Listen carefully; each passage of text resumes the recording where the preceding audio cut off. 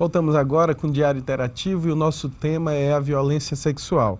A Juliana Tuma está aqui com a gente, ela é delegada titular da Delegacia de Proteção à Criança e Adolescente. Dentro desse tema, a gente também falou do balanço da capital, mas no interior do estado também tem muita violência sexual e a gente também tem uma imagem aqui que trata disso, Juliana. Que é importante a gente visualizar e comentar um pouco que o nosso interior do estado também registra, e eu não sei se é preocupante, qual é essa relação. Não existe muito acesso à denúncia, porque os números bem menores, claro que isso provavelmente não reflete muito bem a realidade que ocorre dentro das famílias, dentro daqueles círculos mais íntimos, mais restritos, e essa dificuldade de acessar, ou a dificuldade até mesmo de revelar. Às vezes uma família, né, guarda muito isso dentro de casa. Então, o que tu achas desse número aqui? Eu ouso te dizer que ele não reflete a realidade do interior do estado do Amazonas. Eu te falo isso com um pouco de propriedade também, porque minha primeira lotação foi no município de Tefé, e eu convivi muito de perto com a realidade do interior, existem muitos casos, né? Geralmente ele não chega na delegacia ou no conselho tutelar ou em algum órgão de proteção em razão justa daquela falta de empoderamento e da dificuldade da noticiante em chegar, da responsável pela vítima.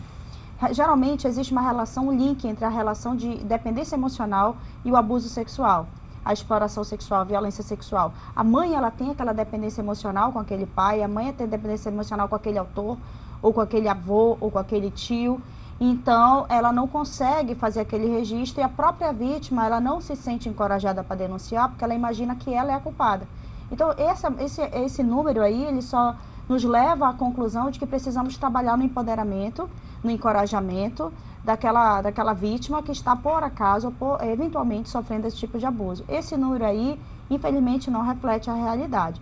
E te digo infelizmente porque, na verdade, o interessante é que essa denúncia chegue, que não aconteça, justamente, mas que essa denúncia chegue. A gente sabe que não aconteceram 38 casos em 2016, infelizmente, mais crianças e adolescentes foram certamente vitimizados. Só que essa denúncia e esse caso, essa notícia crime não chegou na delegacia dos municípios. Essa é a importância, então, com certeza, de demonstrar que uma delegacia especializada dentro da capital faz toda a diferença, porque veja só a relação. A quantidade de habitantes que nós temos no interior do estado é praticamente a mesma quantidade que temos dentro da capital. E na capital a gente registra aquele número extremamente elevado, e no interior isso pode muito refletir um resultado positivo da delegacia especializada com essa finalidade, né? É por isso que a gente comemora quando há o aumento de número, quando aumenta os números, a gente comemora enquanto órgão de proteção na delegacia especializada. Daí a importância da gente utilizar a mídia para fazer isso, para que essa informação chegue, porque às vezes a vítima, e é bom que a gente fale isso, mas assim, às vezes a vítima desse tipo de crime, ela sequer sabe que ela está sendo vítima, especialmente no interior. Então por isso que a denúncia não chega, por isso que o evento crime não chega esse fato lá. Então uma vítima de 10 anos, às vezes ela sequer sabe o que está acontecendo com ela, sequer sabe que aquilo que o pai, que o padrasto, que o tio está fazendo com ela, que aquilo é crime. E por que a família sente tanta dificuldade em revelar uma violência sexual? Sentimento de ambivalência, né? Ora gosto, ora é o meu marido, ora é o meu companheiro, ora é o meu tio, ora é o meu pai. E eu não vou colocar essa pessoa como autoria de um crime. Então a dificuldade de revelar é porque geralmente essas famílias, elas preferem manter no manto do silêncio, colocar aquele manto do silêncio envolvendo esse tipo de crime e não denunciar e não registrar no objetivo não da impunidade, mas no objetivo de não vou destruir minha família, eu prefiro não destruir minha família e proteger do que proteger, né? Eu protejo aqui o agressor porque eu não quero que ele seja preso, eu não quero que ele seja julgado, eu não quero que ele seja processado. E a vítima acaba se culpando por isso. Daí a dificuldade da família. A dificuldade da família, justo, volta àquele ponto que eu estava te falando ainda há pouco. A dependência emocional daquela responsável. Dependência financeira, muitas vezes. Às vezes, a gente vive, infelizmente, numa sociedade patriarcal, e isso é muito evidente e solidificado no interior. né? A sociedade patriarcal, o homem que é o mantenedor da casa. Então é difícil para aquela mãe registrar. Ela acha que, às vezes, ela, por ignorância, ou por não conhecer a dinâmica do abuso sexual, ela acaba culpando a vítima. E a vítima, por si só, também já acaba se culpando, o que já é um processo natural. Então a dificuldade reside nisso. Nós temos a maioria desse crime dentro do seio familiar. Então sair do seio familiar não é uma tarefa fácil. A gente tá tratando aqui, lá no começo a gente falou dos principais agressores ali, pais, familiares, padrastos, tios, mas existem muitos casos também relacionados a babá, a pessoa ali que expressa com certeza muita confiança a essa criança, vive muito perto, e existem muitos casos relacionados a isso, Juliana. Existem casos, a gente tem bastante registro na delegacia. Infelizmente, a gente só tem aquela ideia de que a figura do algoz é aquela figura masculina, e não o é, né? A figura feminina também existe como autora desse tipo de crime, desse tipo de violação de direito, e dentro dessa autoria feminina estão as babás, né? A gente já efetuou, inclusive na delegacia especializada, e conseguimos fazer a apresentação oportuna dessas presas, com prisões cautelares, que estavam absolutamente com provas irrefutáveis. Então, aqueles só foram alguns casos que foram mostrados, mas existem outro tipo de outras babás registradas na DEPCA como autora desse tipo de crime. E existem comportamentos, existe alguma forma de se identificar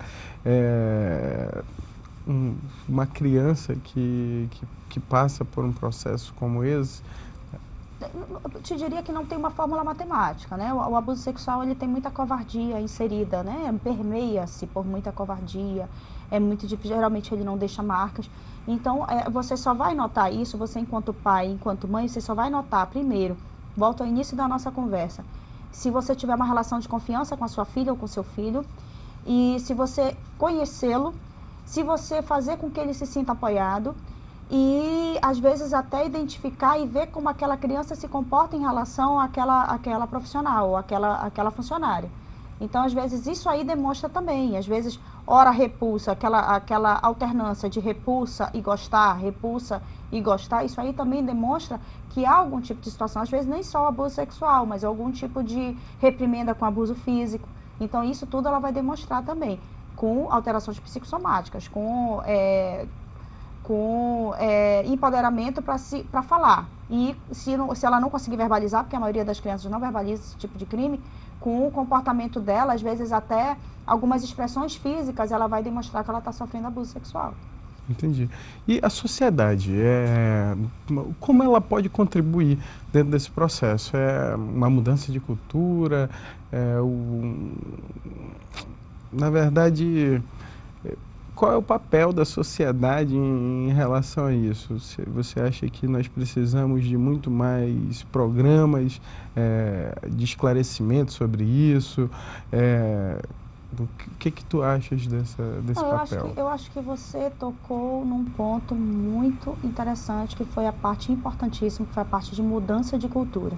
A gente tem que entender que a proteção não começa na delegacia, não começa na escola, a proteção começa na família.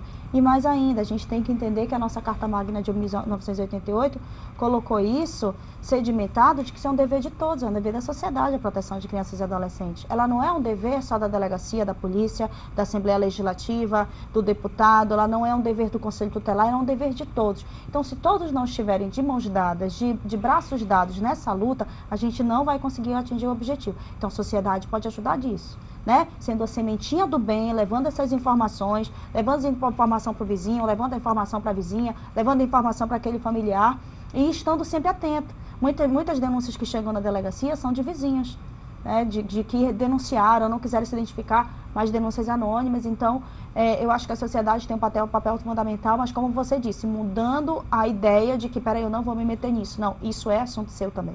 Então, porque como tem o lema da campanha desse mês, que é esquecer, permitir, lembrar e combater. Então, eu não posso achar que eu estou alheio, que eu sou figura estranha nessa dinâmica.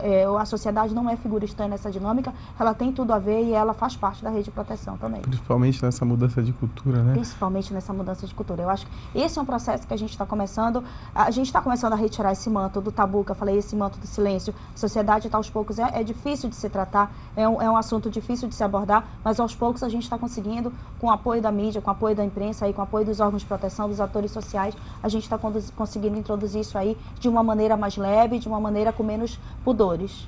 Juliana, a gente vai fazer mais uma pausa para o intervalo comercial e aí a gente já retorna mais uma vez para continuar esse nosso debate aqui muito interessante, e é muito bom lhe receber aqui tão dentro do tema, tão inteirada de tudo, sabendo de tudo, muito bom. Então vamos fazer essa breve pausa para o intervalo comercial.